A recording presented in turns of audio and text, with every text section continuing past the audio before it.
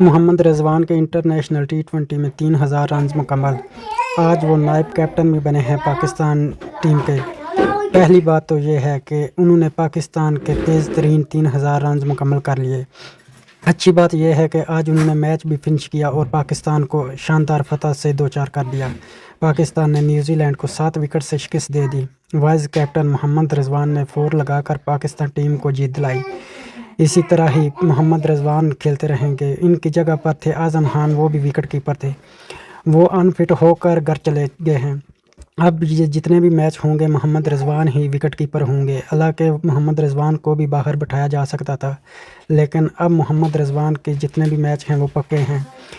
اعظم خان کا کوئی چانس نہیں رہا انٹرنیشنل ٹی20 ورلڈ کپ تک۔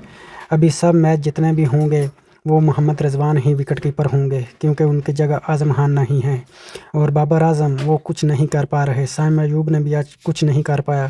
اسی کے ساتھ ہی پاکستان نے ٹارگٹ اتنا زیادہ نہیں تھا، پاکستان نے 7 وکٹ سے نیوزی لینڈ کو شکست دے دی۔ کرکٹ کی ہر نیوز دیکھنے کے لیے پیج کو لائک، فالو اور دوستوں تک شیئر ضرور کریں۔ شکریہ۔